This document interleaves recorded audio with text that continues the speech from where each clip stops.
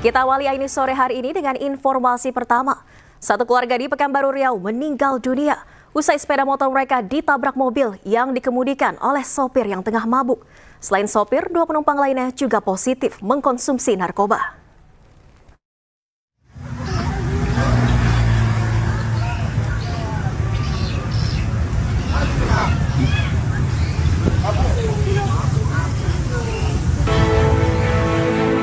Kecelakaan maut terjadi di Jalan Hang Tuah Ujung, Kecamatan Tenayan Raya, Pekanbaru Riau. Satu keluarga yang terdiri dari bapak, ibu, dan anak 10 tahun meninggal dunia setelah sepeda motornya ditabrak mobil. Mobil pelaku berisi 3 orang, yakni 2 laki-laki dan 1 perempuan, melaju kencang dan oleng ke kanan menabrak pengendara motor. Yang ditumpangi oleh 3 orang, yaitu 2 laki-laki dan 1 perempuan. Pada saat mobil tersebut berada di Jalan Hang Tuah Ujung, tepatnya dari arah Kulim menuju ke kota, mobil tersebut melebar ke kanan, kemudian bertabrakan dengan pertama 1 unit sepeda motor Honda Beat yang dikendarai oleh 1 keluarga, yaitu bapak, anak 10 tahun, kemudian ibu. Salah satu penumpang mengaku tidak menyadari pengemudi melewati jalur. Saat tengah menelpon, tiba-tiba mobil sudah menabrak sepeda motor. Saya sih waktu itu kan lagi ngobrol sama anak karena yang rumah saya satu-satunya Tapi terpulang. ya gitu. Tapi kan kamu lihat tuh. Biar tiba-tiba udah tak kayak gitu. Kini pengemudi mobil sudah ditetapkan sebagai tersangka dan langsung ditahan, sedangkan 2 orang penumpang mobil masih dalam penyelidikan. Dari hasil pemeriksaan serta hasil tes urin, ketiganya positif mengonsumsi narkoba. Dari Pekanbaru Riau, Indra Yoserizal, iNews melaporkan. Dan untuk membahas informasi selengkapnya, kami telah terhubung dengan Dirlantas Polda Riau, Kombes Pol Taufik Lukman Nur Hidayat. Selamat sore Pak Taufik. Assalamualaikum warahmatullahi wabarakatuh. Selamat sore Mbak Nadia. Waalaikumsalam Pak Taufik, bagaimana update penanganan kasus ini Pak? Baik, terima kasih Mbak Nadia. Jadi terkait dengan penanganan kasus kecelakaan lalu lintas di Jalan Hang Tuah, saat ini dari penyidik Unit Laka Lantas Polresta Pekanbaru sudah menetapkan tersangka berdasarkan dari keterangan 5 saksi. Yang pertama saksi di TKP, kemudian yang kedua 2 penumpang kendaraan Kelia, kemudian yang keempat dan 5 adalah saksi yang dari TKP yang akibat daripada benturan kecelakaan pada 1 Januari dini hari, pagi hari. Berapa orang yang ditahan dalam peristiwa ini Pak Taufik? Untuk saat ini penahanan dilakukan berdasarkan dari alat bukti yang ada di TKP, itu 1 orang, dan kami dari Dirlantas Polda Riau sudah hari ini menerjunkan dari Subdit Binkakum Dirlantas Polda Riau dengan melakukan kegiatan metode TAA, di mana di situ adalah Traffic Accident Analysis. Bagian ini adalah merupakan yang sangat penting guna untuk memberikan gambaran terhadap secara visual terjadinya kecelakaan pada pagi hari itu. Kemudian kedua juga ini juga memberikan gambaran juga terkait dengan kecepatan yang digunakan oleh sang pengemudi. Sehingga dari sini juga bisa melihat secara sketsa dari berbagai sudut pandang, nantinya akan bisa mengetahui terkait dengan peristiwa terjadinya laka lantas ini ya, dengan menggunakan kecepatan berapa. Demikian Mbak. Oke, 1 orang yang ditahan ini merupakan sopir, sudah berstatus tersangka Pak Taufik? Sudah berstatus tersangka berdasarkan dari olah TKP bersama dengan Gakum di Dirlantas Polda Riau, kemudian juga dari keterangan 5 saksi yang ada di TKP maupun di dalam kendaraan tersebut. Oke, bagaimana dengan 2 penumpang lainnya? Ini kan informasinya mabuk dan positif mengkonsumsi narkoba. Apakah juga akan ada proses hukum selanjutnya? Untuk penumpang 2 orang yang dalam kendaraan tersebut saat ini ditangani oleh Satuan Fungsi Narkoba penyidik Polresta Pekanbaru, Mbak. Oke, Pak, ini informasinya ada anak yang selamat dalam peristiwa ini, benar? Kalau dalam peristiwa kejadian laka lantas ini memang dalam korban bapak dan ibu, kemudian anak yang kedua, karena keluarga ini adalah ada memiliki 2 anak. Oke. Yang satu ini pada saat kejadian sedang melaksanakan kegiatan bersama keluarganya ke arah Bukit Tinggi. Kemudian dapat berita paginya anak yang pertama kembali ke Pekanbaru. Jadi tidak terlibat dalam peristiwa kecelakaan ini. Oke, bagaimana tapi kondisi anak yang ditinggal oleh kedua orang tua dan juga saudaranya ini, Pak Taufik? Baik Mbak, jadi pagi tadi kami juga bersama dengan Kepala Jasara Harja Provinsi Riau langsung mengunjungi ke rumah duka, menemui saudari Alda selaku anak pertama dari korban kecelakaan itu, dan langsung juga pada pagi hari tadi dari pihak Kepala Jasara Harja sudah memberikan santunan Jasara Harja kepada ahli waris. Dalam hal ini diterima langsung oleh saudari Alda sebagai anak pertama. Gitu, Mbak. Satu keluarga 3 orang ini yang tewas, apakah meninggal di lokasi atau sempat ada dilarikan ke rumah sakit, Pak Taufik? Pada saat kejadian ada 2 yang meninggal di TKP, kemudian yang satu lagi dalam penanganan di medis namun tidak tertolong. Oke, dari penumpang yang sudah ditetapkan sebagai tersangka, sopir dan 2 rekan lainnya yang juga positif narkoba, apa keterangan yang mereka sampaikan pada saat pemeriksaan, Pak? Keterangan yang disampaikan pada saat pemeriksaan memang dari ketiga orang tersebut, yang pertama supir saudara Antoni itu melaksanakan kegiatan perjalanan dari Palembang menuju ke Pekanbaru, di mana pada saat sampai di Pekanbaru, kemudian singgah di tempat buah yang di situ mengkonsumsi minuman keras.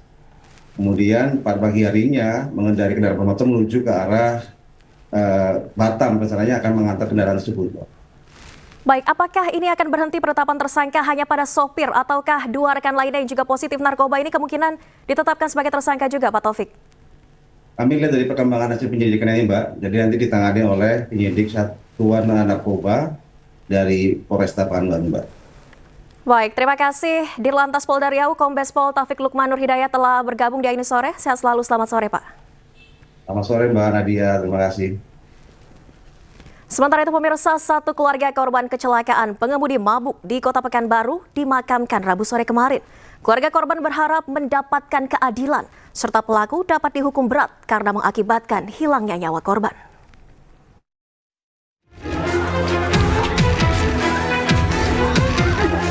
Tangis kesedihan menyelimuti kediaman 3 korban tewas akibat sepeda motor yang dikendarainya ditabrak mobil yang dikemudikan dalam kondisi mabuk. Bahkan, isak tangis keluarga tidak terbendung, hingga 1 di antaranya harus digotong usai mengetahui anggota keluarga mereka meninggal dengan cara tragis. Usai disemayamkan dan disolatkan, 3 jenazah korban kemudian langsung dibawa ke pemakaman untuk dikebumikan. Isak tangis keluarga kembali tidak terbendung sesaat sebelum jenazah korban dimakamkan. Jenazah korban kemudian dimakamkan berdampingan di Taman Pemakaman Umum Tampan, Kota Pekanbaru. Keluarga pun berharap mendapatkan keadilan serta pelaku dapat dihukum berat. Yang intinya pelaku dihukumlah sesuai dengan hukum-hukum yang berlaku. Itu juga. Sebelumnya kecelakaan maut terjadi di Jalan Hang Tuah Ujung, Kecamatan Tenayan Raya, Kota Pekanbaru, Rabu pagi kemarin. Sebuah mobil minibus menabrak satu keluarga yang mengendarai sepeda motor. Nyawa korban yang terdiri dari suami istri serta seorang anaknya tidak tertolong. Dari Pekanbaru Riau, Indra Yose Rizal, iNews melaporkan. Pemirsa, aksi penembakan terjadi di rest area kilometer 45 Jalan Tol Tangerang Merak, Kecamatan Jayanti, Kabupaten Tangerang, Banten. 1 dari 2 korban dinyatakan tewas usai ditembak di bagian dada.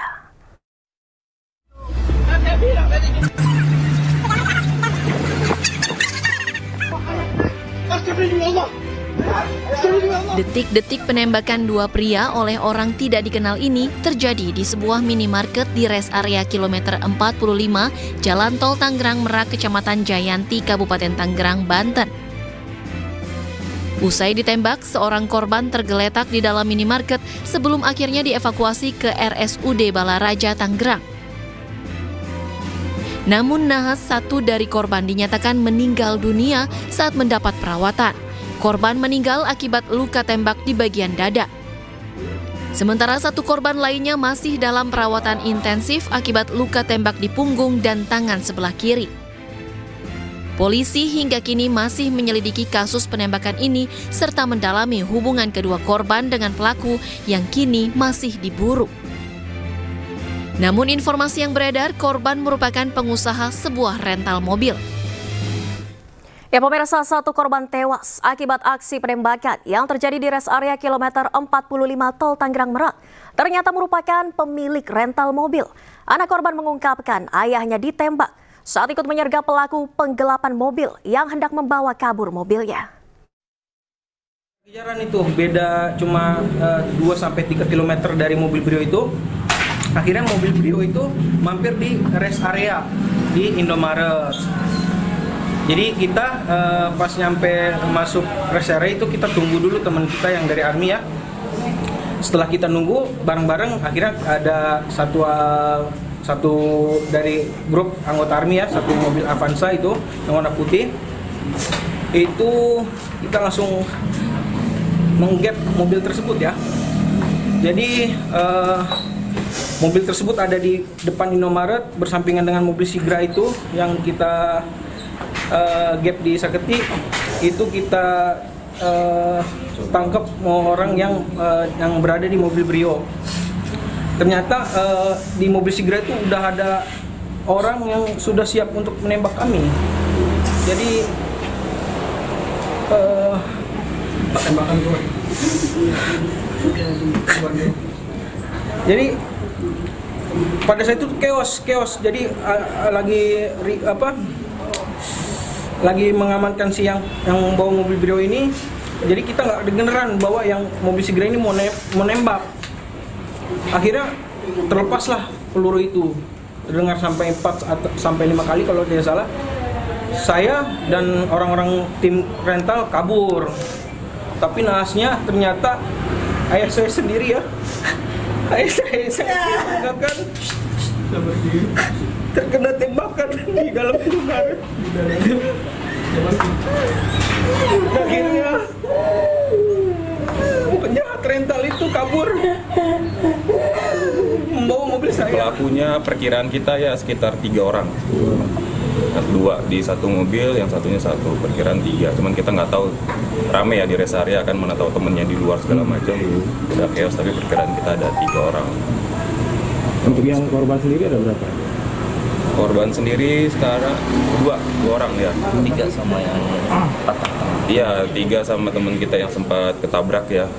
Ada 3 orang, cuma yang fatalnya 1, yang masih kritisnya ada 1.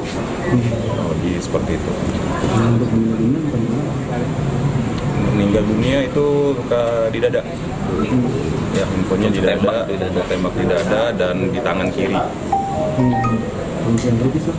Yang kritis di kanan ya, perut kanan, dari samping kali ya posisinya, kena tangan tembus ke. Terima kasih Anda masih di ID Sore pemirsa. Stasiun Yogyakarta hingga Kamis siang padat oleh calon penumpang kereta api. Para penumpang ini mayoritas berangkat dengan kereta jarak jauh dan didominasi tujuan Jakarta, Bandung, dan Surabaya.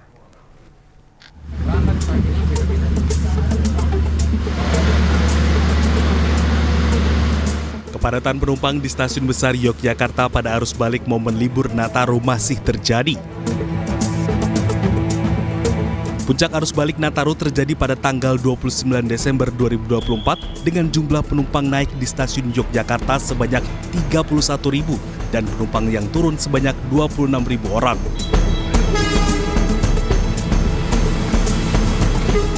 Sedangkan untuk tanggal 1 Januari 2025, di stasiun Yogyakarta, jumlah penumpang naik mencapai 24.000 dan penumpang turun sebanyak 16.000. Mayoritas penumpang yang naik kereta jarak jauh ini masih didominasi dengan tujuan ke Jakarta, Bandung, dan Surabaya. Arus balik mulai tanggal 28 kemarin, bahwa penumpang yang naik dari wilayah Daup 6 Yogyakarta semakin tinggi dibandingkan dengan penumpang yang turun. Pada tanggal 29 di Daup 6 Yogyakarta tercatat penumpang naik hingga 31.729 dan penumpang turunnya hanya 26.743. Untuk arus balik kali ini masih didominasi penumpang-penumpang dengan tujuan ke arah barat yaitu Jakarta, baik Gambir maupun Pasar Senen. Untuk mengantisipasi lonjakan jumlah penumpang, KAI Daob 6 Yogyakarta menyiapkan 22 kereta api dan 12 kereta api tambahan. Dari Yogyakarta, Gali Wisma, iNews melaporkan. Satu hari pasca perayaan Tahun Baru 2025, pemirsa, arus lalu lintas di gerbang tol Cikampek Utama mulai terjadi peningkatan kendaraan dari arah Palimanan menuju ke Jakarta. Jasa Marga dan Korlantas Polri menyebut puncak arus balik akan terjadi Kamis hari ini. Arus lalu lintas di gerbang tol Cikampek Utama atau Cikatama mulai terjadi peningkatan kendaraan dari arah Palimanan menuju Jakarta. Sejak sore kemarin hingga pagi tadi, tercatat lebih dari 46.000 kendaraan meninggalkan Palimanan dan Trans Jawa menuju ke arah Jakarta. Tidak hanya kendaraan menuju ke Jakarta, pemirsa, arus kendaraan dari arah Jakarta menuju ke Palimanan juga mulai dipadati kendaraan. Kendaraan yang melintas didominasi oleh mobil pribadi dan sejumlah bus antar kota. Pada momen libur Natal dan Tahun Baru atau Nataru ini, pihak Jasa Marga dan Korlantas Polri menyebut puncak arus balik akan terjadi pada Kamis hari ini.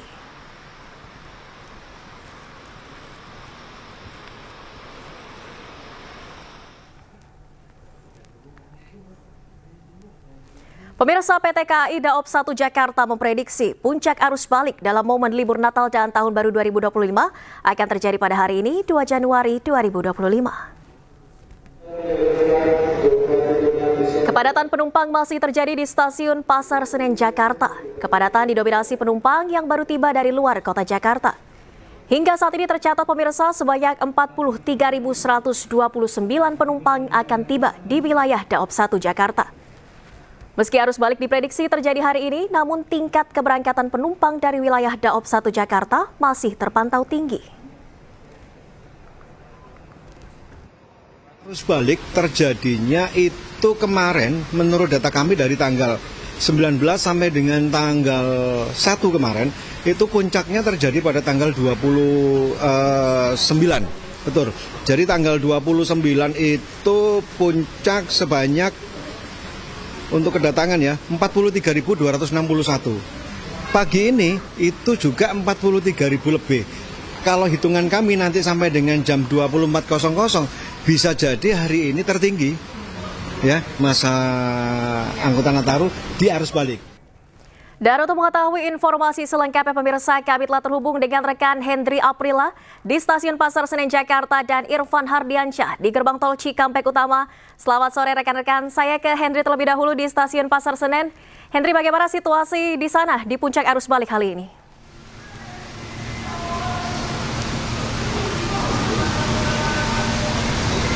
Valeri, kalau untuk situasi terkini di Stasiun Pasar Senen Jakarta, terutama ini kami pantau sejak tadi siang sampai dengan sore hari, belum adanya tanda-tanda kepadatan maupun para penumpang yang sudah mulai berdatangan kembali. Karena mengingat kalau informasi yang kami terima, ini kepadatan atau kedatangan para penumpang ini datang di pagi hari sampai dengan siang hari. Kemudian kalau informasi yang kami terima dari Humas PT Kereta Api Indonesia, yakni Iksvan Hendri Wintoko, yang menyampaikan bahwa kalau untuk prediksi arus balik libur Natal dan juga Tahun Baru pergantian tahun 2025 ini diprediksi pada tanggal 2, tepatnya hari ini, sampai dengan tanggal 5 Januari 2025. Kemudian kalau untuk penuturan para penumpang ini menggunakan moda transportasi kereta api. Ini alasannya karena selain hanya nyaman, kemudian juga transportasi yang memang masih menjadi transportasi favorit untuk melaksanakan libur Natal dan juga Tahun Baru.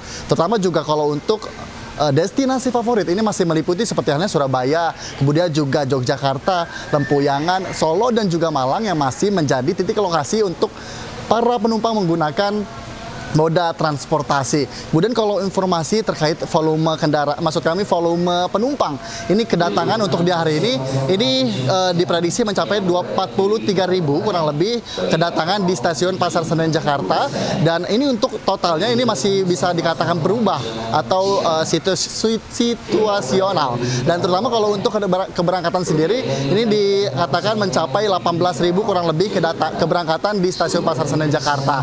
Kemudian kalau untuk informasi informasi lainnya seperti halnya untuk pada tanggal 1 sampai dengan tanggal 5 Januari 2025 ini untuk para penumpang yang hendak melakukan keberangkatan di Stasiun Pasar Senen Jakarta dapat mendapatkan potongan harga sebesar 10%. Ini untuk 50 kereta yang mana untuk kelas eksekutif maupun kelas ekonomi.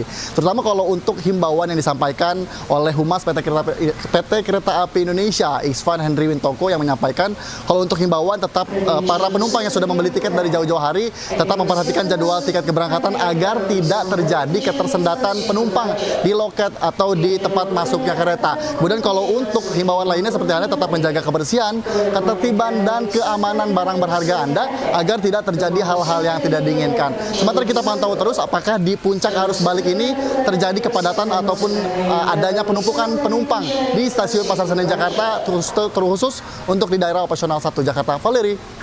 Baik, dari Stasiun Pasar Senen kita menuju ke Gerbang Tol Cikatama. Irfan, bagaimana dengan situasi arus balik di sana? Ya, baik, terima kasih. Selamat sore Valeri dan juga pemirsa.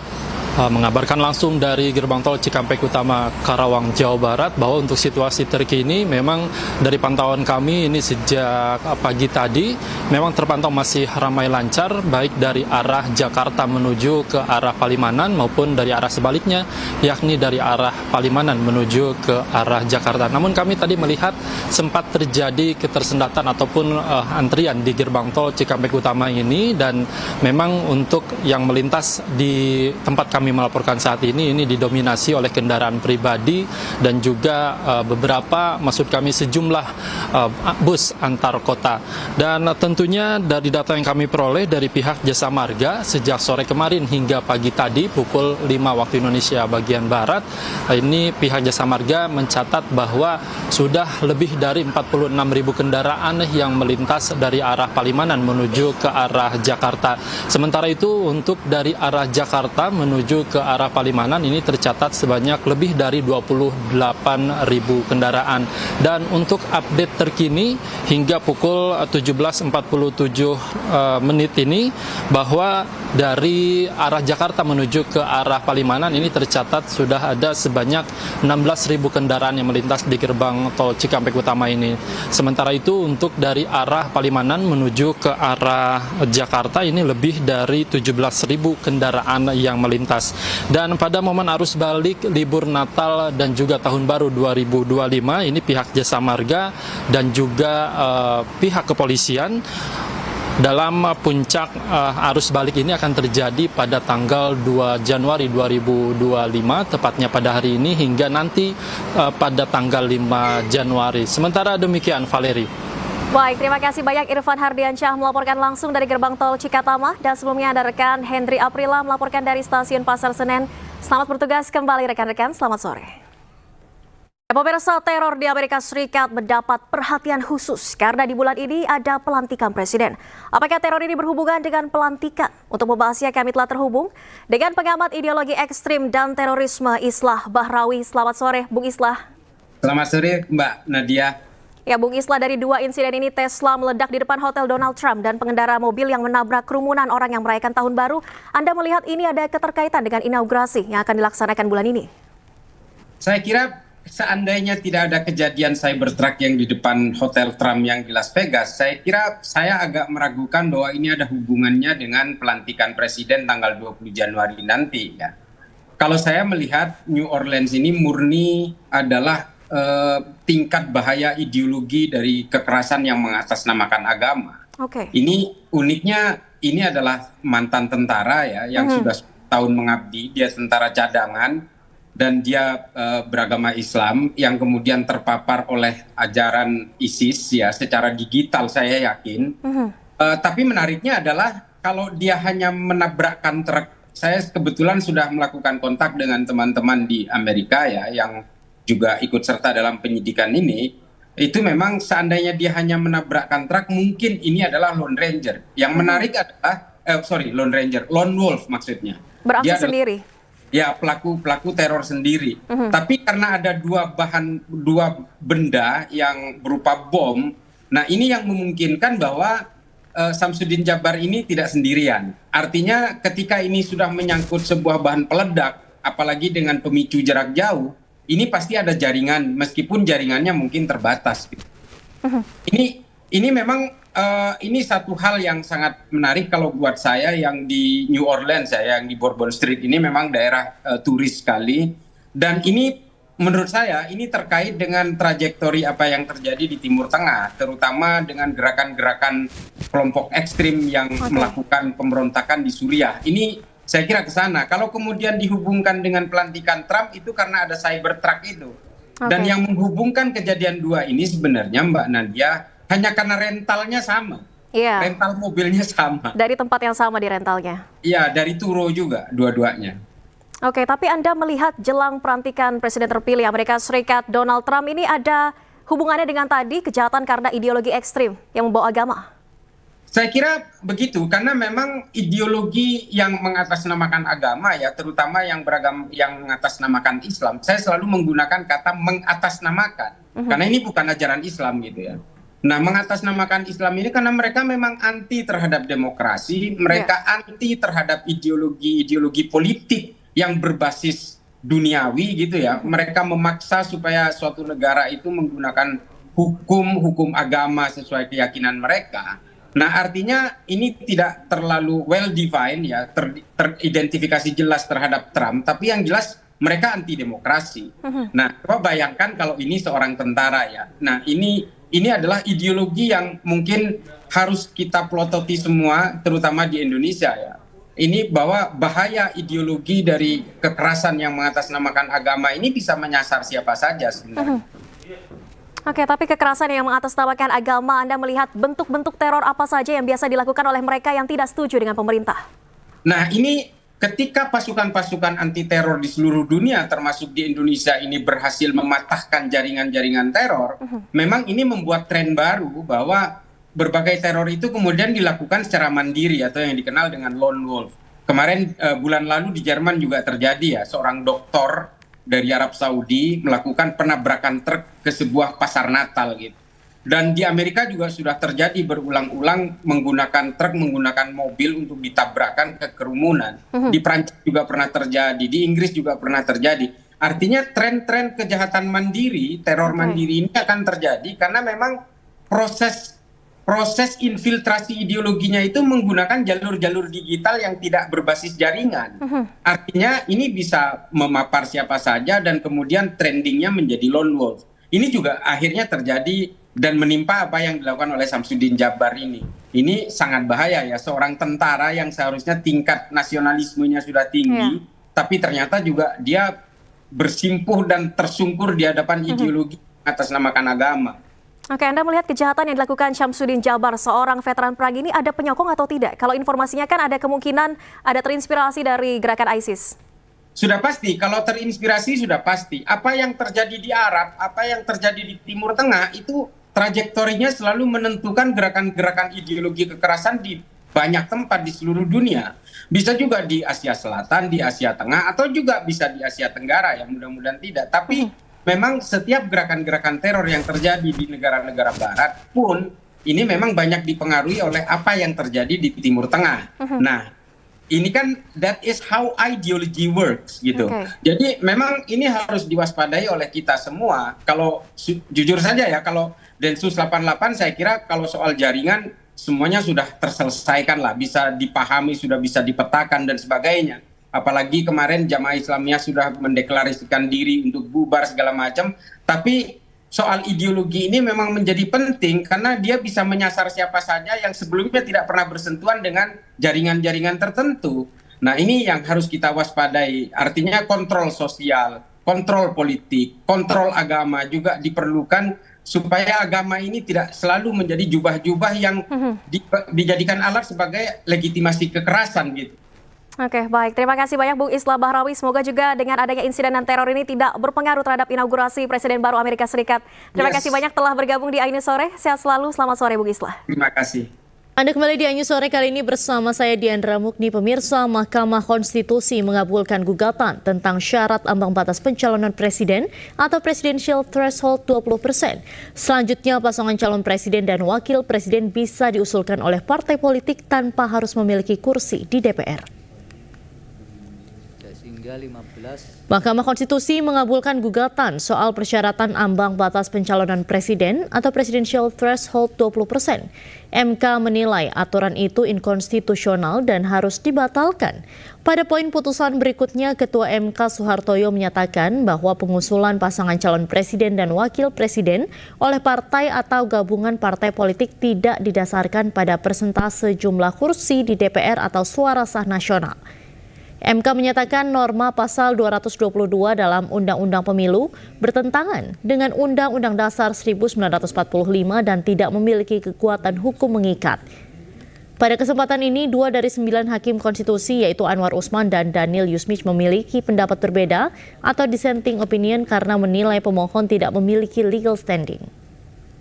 Menyatakan norma pasal 222 Undang-Undang Nomor 7 Tahun 2017 putusan mengadili 1. Mengabulkan permohonan para pemohon untuk seluruhnya. 2. Menyatakan norma pasal 222 Undang-Undang Nomor 7 Tahun 2017 tentang Pemilihan Umum Lembaran Negara Republik Indonesia tahun 2017 nomor 182 tambahan Lembaran Negara Republik Indonesia nomor 6109 bertentangan dengan Undang-Undang Dasar Negara Republik Indonesia tahun 1945 dan tidak mempunyai kekuatan hukum mengikat. 3. Memerintahkan pemuatan putusan ini dalam Berita Negara Republik Indonesia sebagaimana mestinya. Terhadap putusan Mahkamah Agung terdapat 2 hakim yang berpendapat berbeda, yaitu Hakim Konstitusi Anwar Usman dan Hakim Konstitusi Daniel Yusmich P.Poe. Bahwa dissenting dimaksud tidak dianggap diucapkan, namun pada pokoknya 2 hakim tersebut berpendapat bahwa para pemohon tidak memiliki kedudukan hukum atau legal standing, sehingga seharusnya mahkamah tidak melanjutkan pemeriksaan pada pokok permohonan. Demikian diputus dalam rapat pemusatan hakim oleh 9 hakim konstitusi, yaitu nama-nama hakim dianggap diucapkan pada hari Selasa tanggal 3 bulan Desember tahun 2024 yang diucapkan dalam sidang plenum Mahkamah Konstitusi terbuka untuk umum. Sementara itu, Mahkamah Konstitusi akan menyidangkan perkara hasil perselisihan PHP Pilkada Serentak 2024 mulai 8 Januari mendatang. Menko Hukum Yusril Iza Mahendra menyebut pemerintah tidak dapat mencampuri proses hukum yang berlangsung, namun pemerintah siap memberikan keterangan jika diminta oleh MK. Ada kepolisian untuk juga memberikan laporan terhadap apa yang sesungguhnya terjadi di daerah. Jadi kalau pihak itu memohon ada pelanggaran TSN misalnya, ya silakan dia dalilkan, tapi MK juga akan meminta keterangan secara adil dan berimbang kepada semua pihak yang terlibat dalam proses ini. Jadi kalau pemerintah secara tidak langsung melalui Gakumdu dimintai keterangan, juga akan dimintai keterangan dan kita akan menerima apapun putusan Mahkamah Konstitusi. Kalau sekiranya Mahkamah mengatakan memang ada pelanggaran TSM, ya kita terima itu dan silakan dilakukan apa putusan Mahkamah sendiri. Misalnya Mahkamah mengatakan diadakan pilkada ulang di beberapa tempat atau beberapa TPS, ya kita menerima putusan itu dan sekaligus juga melakukan koreksi kalau memang betul terjadi pelanggaran TSM yang melibatkan aparatur pemerintah di daerah. 30 menit. Sehingga 15 ya. 16-15. Baik untuk sholat dan keperluan lainnya. Sidang diskorsing. Hadirin dimohon. Jembatan gantung di objek wisata tepian Sungai Malus, Lubuk Linggau, Sumatera Selatan ambruk diduga akibat tak kuat menahan beban pengunjung. 8 orang mengalami luka serius, bahkan salah satu korban mengalami kelumpuhan. Banyak korban. Oh ya. Banyak korban. Ya Allah. 8 warga mengalami luka serius akibat ambruknya jembatan gantung di objek wisata Sungai Malus, Kelurahan Petanang, Kota Lubuk Linggau, Sumatera Selatan. Insiden ini terjadi pada 1 Januari 2025 di tengah momen libur tahun baru. Jembatan gantung yang dibangun pada tahun 2014 ini diduga tak kuat menahan beban berat akibat banyaknya jumlah pengunjung di atas jembatan. Pihak kepolisian masih mendalami penyebab ambruknya jembatan gantung ini dan memeriksa 4 saksi dari pengelola tempat wisata. Sementara para korban dilarikan ke rumah sakit untuk menjalani perawatan intensif. 1 dari total 8 korban luka bahkan mengalami kelumpuhan akibat bagian pinggang tertimpa puing jembatan. Pengelola dan pemilik lahan ya nanti sedang kita dalami ya, dan nanti mereka bisa dikenakan pasal yang konstruksikan, pasal yang memang bisa diterapkan nanti pada si para pengelola. Tapi sejauh ini dari para pengelola maupun pemilik lahan mereka kooperatif, mereka intinya mau bertanggung jawab terkait atas kejadian peristiwa kemarin yang menimbulkan beberapa korban luka ini. Polisi saat ini sudah menutup seluruh aktivitas di lokasi objek wisata dan memasang garis polisi. Sementara proses penyelidikan dilakukan guna mendalami apakah insiden ini terjadi atas kelalaian pengelola wisata. Dari Lubuk Linggau, Sumatera Selatan, Sudirman, iNews melaporkan.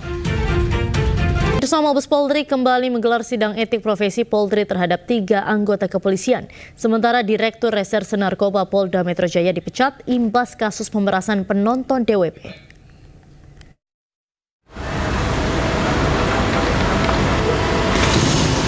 Mabes Polri kembali menggelar sidang lanjutan terhadap oknum polisi M dan sidang perdana terhadap 2 bawahannya. Sidang digelar terpisah oleh Majelis Komisi Kode Etik Profesi Polri. Sementara 2 oknum polisi diberhentikan tidak dengan hormat buntut kasus dugaan pemerasan terhadap warga negara Malaysia di Festival Musik Jakarta Warehouse Project atau DWP di Jakarta. Kedua oknum polisi yakni Direktur Reserse Narkoba Polda Metro Jaya, Kombes Pol Donald Parlaungan, dan anak buahnya berinisial Y. Pemecatan dilakukan berdasarkan sidang kode etik yang digelar Divisi Propam Polri. Jadi hari ini sidangnya untuk 3 orang, ya, yang 1 baru, ya, yang 2 baru, yang satunya melanjutkan dari proses kampanye. Berarti sejauh ini hasilnya yang baru diputus itu baru 1 ya Pak? Sampai hari ini yang sudah diputus 2. Ya, direktur sama kanit, ya, dengan putusan PDPH, dan mereka melakukan banding. Oke. Sebelumnya, ramai di media sosial unggahan sejumlah warga negara Malaysia yang menyebut diperas oleh sejumlah oknum polisi. Mereka juga diminta menunjukkan paspor dan membayar sejumlah uang meskipun hasil tes narkoba negatif. Total kerugian akibat pemerasan mencapai 9 juta ringgit Malaysia atau setara 32 miliar rupiah. Atas kejadian ini, penyelenggara DWP Ismaya Live mengeluarkan pernyataan resmi melalui akun Instagram mereka. DWP menyesalkan kejadian yang dialami sejumlah pengunjung dan menegaskan bahwa pihaknya berkomitmen untuk mendukung penyelidikan kasus ini. Tim Liputan iNews melaporkan. Sementara Karopenmas Divisi Humas Polri Brigjen Pol Truno Yudo Wisnu Andiko mengungkapkan hasil sidang kode etik yakni mantan Kasubdit 3 di Tres Narkoba Polda Metro Jaya AKBP Malvino Edward Justisia resmi dipecat dari Polri usai divonis pemberhentian dengan tidak hormat dalam sidang etik kasus pemerasan Jakarta Warehouse Project atau DWP. Hasil itu menyusul vonis yang sama yang dijatuhkan 2 anggota Polri lainnya pada kasus tersebut.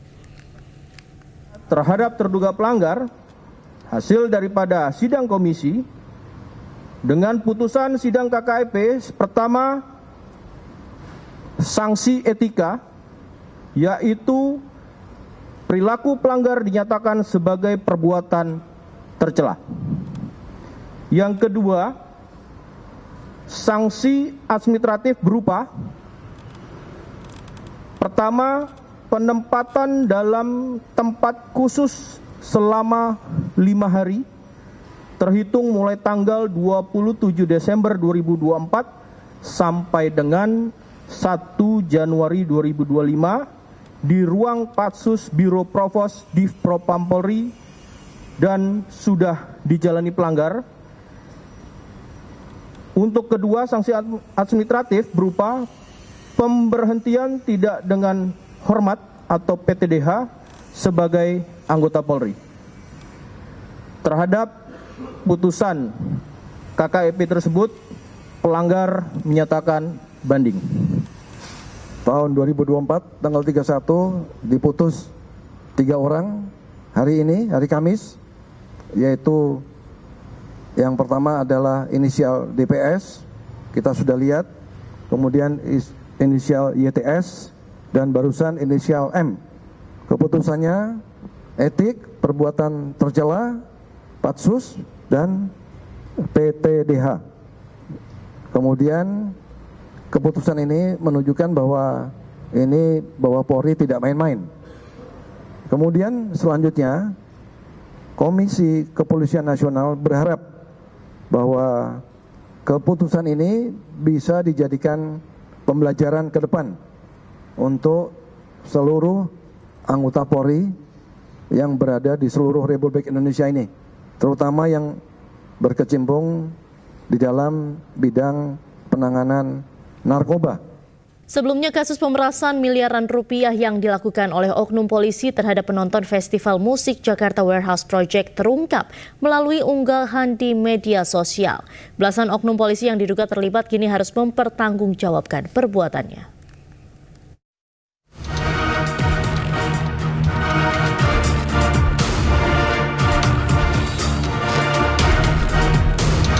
Festival Musik Jakarta Warehouse Project atau DWP ternodai atas dugaan pemerasan yang dilakukan oknum polisi terhadap puluhan penonton asal Malaysia.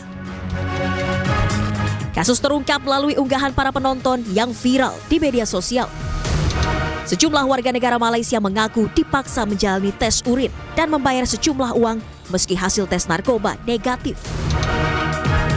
Total kerugian akibat pemerasan disebut mencapai 9 juta ringgit Malaysia atau setara 32 miliar rupiah. Buntut kasus pemerasan ini, Direktur Reserse Narkoba Polda Metro Jaya, Kombes Donald Parlaungan Simanjuntak, dijatuhkan sanksi pemberhentian tidak dengan hormat atau PTDH. Sanksi pemecatan diputuskan dalam sidang kode etik yang digelar pada 31 Desember 2024. Sebelum dipecat, Kombes Donald Simanjuntak telah dimutasi dari jabatannya melalui surat telegram Kapolri tertanggal 29 Desember 2024. Posisi Dires Narkoba Polda Metro Jaya digantikan oleh Kombes Ahmad David. Dalam kasus pemerasan ini, sebanyak 18 oknum polisi yang diduga terlibat diamankan Divisi Propam Polri. Belasan oknum polisi tersebut terdiri dari personil Polda Metro Jaya, Polres Metro Jakarta Pusat, dan Polsek Metro Kemayoran. Hasil diskusi kami dengan pimpinan Polri, kita sepakat bahwa penanganan kasus ini semua diambil alih oleh Divpropam Mabes Polri. Jadi kasus yang terjadi di Polsek maupun terjadi di Polres, termasuk di Polda, semuanya kita ambil alih ditangani oleh Divpropam. Sidang etik belasan oknum polisi yang diduga terlibat pemerasan digelar secara bertahap dengan melibatkan Komisi Kepolisian Nasional sebagai komitmen transparansi Polri dalam penanganan kasus anggota yang bermasalah. Tim Liputan iNews melaporkan. Beralih ke informasi lain, pemirsa, ribuan warga korban cairan kimia tumpah ke jalan di Kabupaten Badung Barat, Jawa Barat antre untuk mendapatkan uang ganti rugi. Masing-masing korban mendapatkan uang pengganti kerusakan sebesar Rp300.000.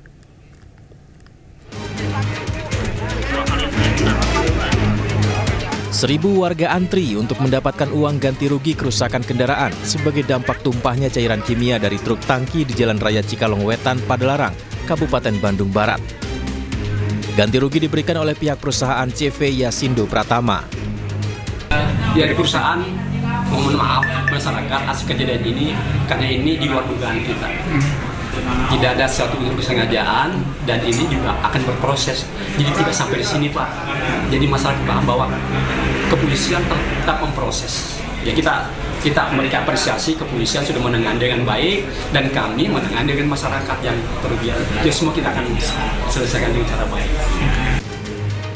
Uang ganti rugi diberikan Rp300.000 per korban. Meski uang ganti rugi jauh dari perbaikan kendaraan hingga di atas Rp1 juta, tapi tak jarang korban tetap menerimanya dan enggan melakukan negosiasi karena memakan waktu yang lama. Dihitung berapa Kang kalau kerusakan secara mekanik ke bengkel? Ya lumayan itu. Ya lebih dari 300. Lebih itu. 1 juta sampai ada misalnya sampai juta. Tapi uang gantinya sekarang baru 300.000. Bisa nego lagi gitu. Kalau yang mau itu teh, kalau mau nego tapi harus nunggu dulu ini beres. Oh. Kalau Akang sendiri mau nego lagi atau gimana? Ribet nyata ya. 2 hari kerja tuh. Oh, karena ngurus-ngurus kayak gini.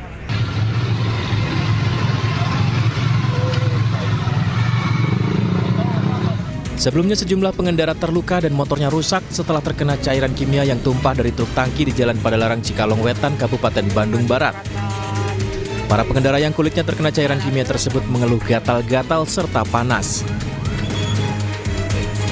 Kendaraan-kendaraan warga yang terkena cairan kimia yang bocor dari truk ini mengalami kerusakan. Tak hanya berdampak pada terkelupasnya cat dan mengalami korosi, cairan yang mengenai rangka kendaraan juga mengakibatkan kerusakan hingga mesin menjadi mogok. Akibat peristiwa ini, tim Gegana Satbrimo Polda Jabar juga sudah menerjunkan unit kimia biologi dan radioaktif untuk mengambil sampel cairan zat kimia yang tersisa di bagian truk tangki serta yang tercecer di Jalan Padalarang, Kabupaten Bandung Barat. Pihaknya sudah melakukan dekontaminasi jalan dengan cairan penetralisir zat kimia, sehingga Jalan Padalarang Purwakarta pun sudah aman dilalui pengendara.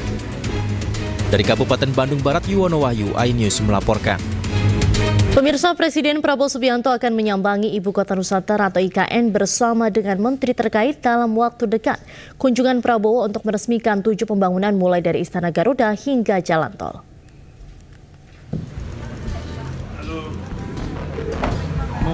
Presiden Prabowo Subianto akan menyambangi Ibu Kota Nusantara IKN bersama dengan para menteri terkait dalam waktu dekat.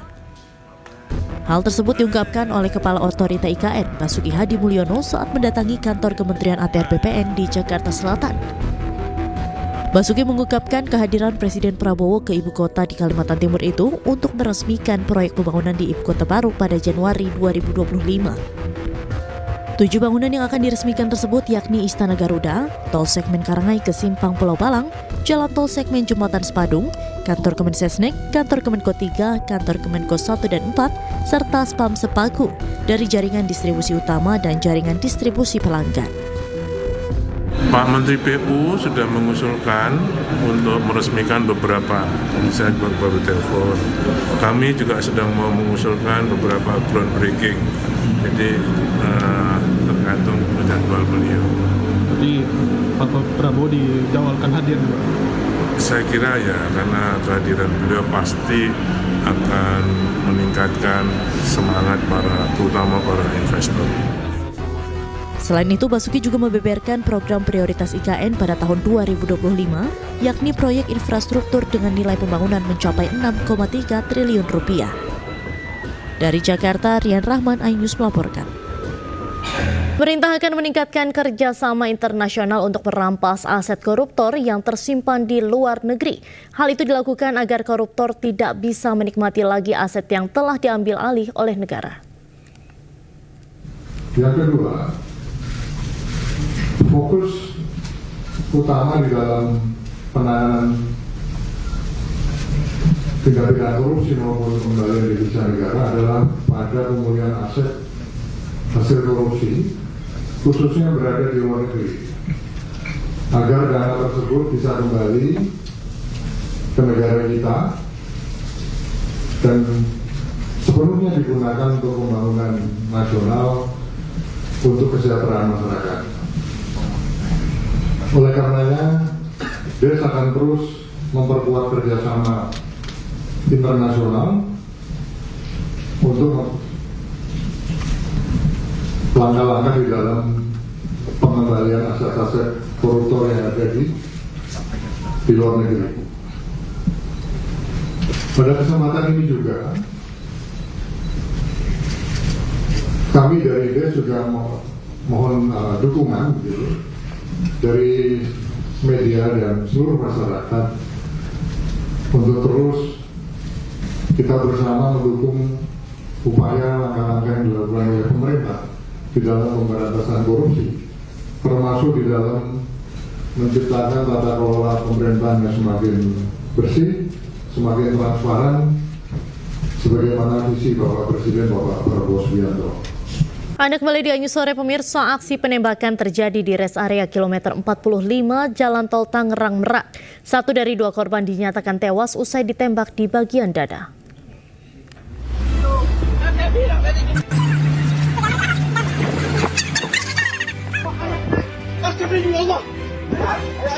Detik-detik penembakan 2 pria oleh orang tidak dikenal ini terjadi di sebuah minimarket di rest area kilometer 45 Jalan Tol Tangerang Merak, Kecamatan Jayanti, Kabupaten Tangerang, Banten. Usai ditembak, seorang korban tergeletak di dalam minimarket sebelum akhirnya dievakuasi ke RSUD Balaraja, Tangerang. Namun nahas 1 dari korban dinyatakan meninggal dunia saat mendapat perawatan. Korban meninggal akibat luka tembak di bagian dada. Sementara 1 korban lainnya masih dalam perawatan intensif akibat luka tembak di punggung dan tangan sebelah kiri. Polisi hingga kini masih menyelidiki kasus penembakan ini serta mendalami hubungan kedua korban dengan pelaku yang kini masih diburu. Namun informasi yang beredar, korban merupakan pengusaha sebuah rental mobil. Pemirsa, 1 korban tewas akibat aksi penembakan yang terjadi di rest area kilometer 45 Tol Tangerang Merak ternyata merupakan pemilik rental mobil. Anak korban mengungkapkan ayahnya ditembak saat ikut menyergap pelaku penggelapan mobil yang hendak membawa kabur mobilnya. Cuma 2-3 km dari mobil Brio itu, akhirnya mobil Brio itu mampir di rest area di Indomaret. Jadi kita pas nyampe masuk rest area itu kita tunggu dulu teman kita yang dari Army ya. Setelah kita nunggu bareng-bareng, akhirnya ada satu dari grup anggota Army ya, 1 mobil Avanza itu yang warna putih. Itu kita langsung menggap mobil tersebut ya.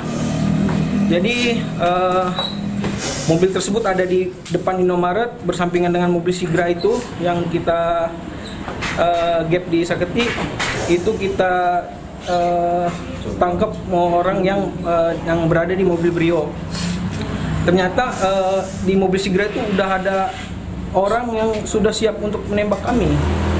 Jadi tembakan dulu. Jadi pada saat itu chaos. Jadi lagi mengamankan si yang bawa mobil Brio ini. Jadi kita nggak dengeran bahwa yang mobil Sigra ini mau nembak. Akhirnya terlepaslah peluru itu. Terdengar sampai 4 sampai 5 kali kalau tidak salah. Saya dan orang-orang tim rental kabur. Tapi nahasnya ternyata ayah saya sendiri ya. Ayah saya mengatakan terkena tembakan di dalam Indomaret. Akhirnya penjahat rental itu kabur membawa mobil saya. Perkiraan kita ya sekitar 3 orang. 2 di 1 mobil, yang satunya 1, perkiraan 3. Cuman kita nggak tahu, rame ya di rest area kan, mana tahu temennya di luar segala macam. Udah chaos, tapi perkiraan kita ada 3 orang. Untuk yang korban sendiri ada berapa? Korban sendiri sekarang 2 orang ya. 3 sama yang patah. Iya, 3 sama teman kita yang sempat ketabrak ya. Ada 3 orang, cuma yang fatalnya 1, yang masih kritisnya ada 1. Jadi seperti itu. Meninggal dunia itu luka di dada. Ya, infonya di dada, tembak di dada dan di tangan kiri. Yang kritis di kanan ya, perut kanan, mungkin dari samping kali ya posisinya, kena tangan, tembus ke. Kita ke informasi lain pemirsa, jenazah pengacara asal Makassar yang tewas ditembak OTK di Kabupaten Bone, Sulawesi Selatan disambut isak tangis keluarga. Korban dimakamkan di kampung halamannya di Kabupaten Pangkep Kamis pagi.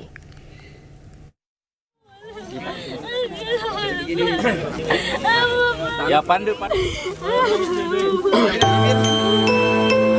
Isak tangis menyambut kedatangan jenazah pengacara yang meninggal ditembak orang tak dikenal.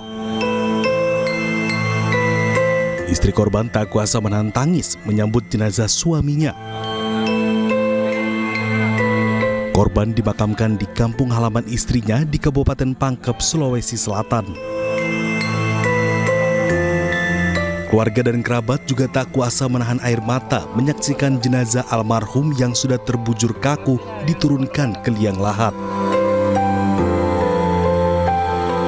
Pengacara asal kota Makassar ini meregang nyawa setelah ditembaki oleh orang tak dikenal saat tengah makan malam pada perayaan Tahun Baru di rumah keluarganya. Pemakaman almarhum pengacara yang ditembak dari Dibone, kami dari pihak pengamanan, alhamdulillah kami perintahkan kepada anggota saya untuk menyambut kedatangan almarhum, tepatnya di Dusun Soreang, Galumboko, Desa Ka'bah, Kecamatan Minasatene. Sebelumnya korban sempat dilarikan ke rumah sakit, namun sayang nyawanya tak tertolong. Belum diketahui secara pasti apa motif pelaku OTK tega membunuh korban. Namun diketahui korban tengah menangani kasus sengketa tanah di Kabupaten Bone. Dari Kabupaten Pangkep, Sulawesi Selatan, Udin Syahrudin, iNews melaporkan. Pemirsa, satu keluarga di Pekanbaru Riau meninggal dunia usai sepeda motor mereka ditabrak mobil yang dikemudikan oleh sopir yang tengah mabuk. Selain sopir, 2 penumpang lainnya juga positif mengonsumsi narkoba.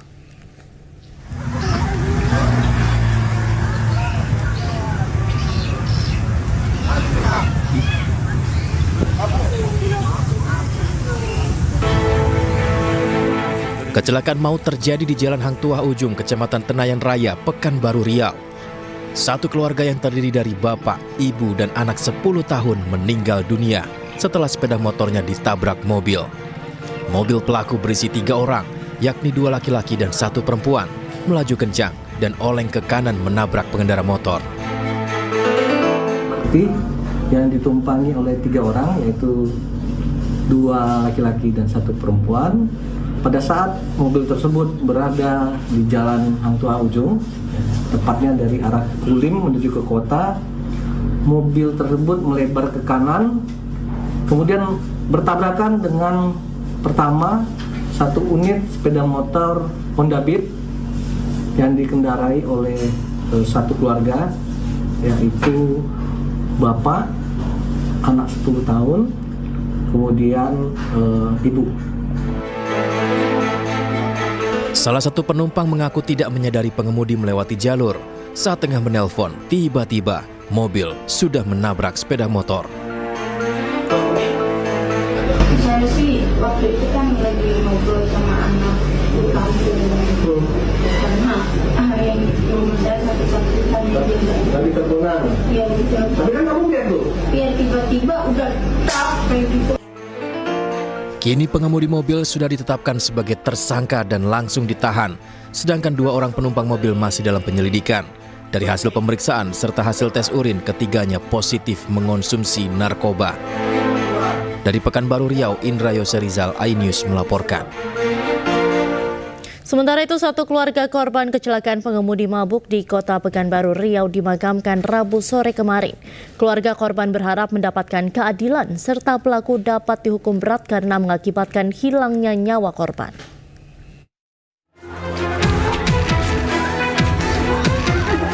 Tangis kesedihan menyelimuti kediaman 3 korban tewas akibat sepeda motor yang dikendarainya ditabrak mobil yang dikemudikan dalam kondisi mabuk. Bahkan, isak tangis keluarga tidak terbendung, hingga 1 di antaranya harus digotong usai mengetahui anggota keluarga mereka meninggal dengan cara tragis. Usai disemayamkan dan disolatkan, 3 jenazah korban kemudian langsung dibawa ke pemakaman untuk dikebumikan. Isak tangis keluarga kembali tidak terbendung sesaat sebelum jenazah korban dimakamkan. Jenazah korban kemudian dimakamkan berdampingan di Taman Pemakaman Umum Tampan, Kota Pekanbaru. Keluarga pun berharap mendapatkan keadilan serta pelaku dapat dihukum berat. Yang intinya pelaku dihukumlah sesuai dengan hukum-hukum yang berlaku. Sebelumnya kecelakaan maut terjadi di Jalan Hang Tuah Ujung, Kecamatan Tenayan Raya, Kota Pekanbaru, Rabu pagi kemarin. Sebuah mobil minibus menabrak satu keluarga yang mengendarai sepeda motor. Nyawa korban yang terdiri dari suami istri serta seorang anaknya tidak tertolong. Dari Pekanbaru Riau, Indra Yose Rizal, iNews melaporkan. Kejadian serupa juga pernah terjadi di Pekanbaru Riau Agustus 2024 lalu. Pemirsa, Marisa Putri, seorang mahasiswi, menabrak ibu rumah tangga hingga tewas pada Agustus lalu. Pelaku dinyatakan bersalah karena positif narkoba dan divonis 8 tahun penjara. Pidana kepada terdakwa Marisa Putri alias Marisa binti Edi Ujang, oleh karena itu dengan pidana penjara selama 8 tahun. Menjatuhkan pidana tambahan kepada terdakwa Marisa Putri alias Marisa binti Edi Ujang berupa pencabutan surat izin mengemudi SIM A atas nama Marisa Putri alias Marisa binti Edi Ujang selama 2 tahun terhitung sejak selesai menjalani pidana.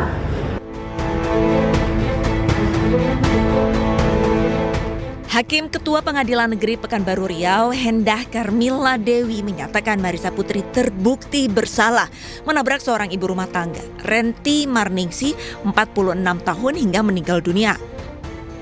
Marisa divonis 8 tahun penjara dan memutuskan untuk mencabut surat izin mengemudi milik Marisa selama 2 tahun setelah terdakwa menyelesaikan masa hukumannya. Vonis hakim sudah sesuai dengan tuntutan jaksa penuntut umum.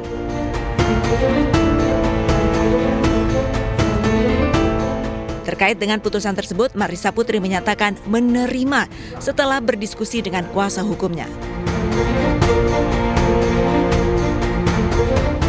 Sebelumnya, pada Agustus lalu, kecelakaan maut terjadi di Jalan Tuanku, Tambusai, Pekanbaru Riau. Seorang ibu rumah tangga yang mengendarai motor ditabrak mobil yang dikendarai seorang mahasiswi, Marisa Putri. Usai menabrak, Marisa tidak menolong korban dan tetap melaju hingga akhirnya mobilnya dihentikan warga. Dari hasil pemeriksaan terungkap, Marisa mengemudi dalam kondisi mabuk dan narkoba usai pulang dari tempat hiburan malam. Marisa mengaku tidak sadar telah menabrak korban dan meminta maaf kepada keluarga korban. Sama sekali tidak dalam keadaan sadar dan tidak sengaja menabrak korban, dan saya sangat menyesal sekali atas kelalaian saya. Saya sangat menyesal atas apa yang telah saya lakukan. Tapi saya benar-benar tidak sengaja menabrak korban dan dalam keadaan tidak sadar. Dari Pekanbaru Riau, Indra Yose Rizal, iNews melaporkan.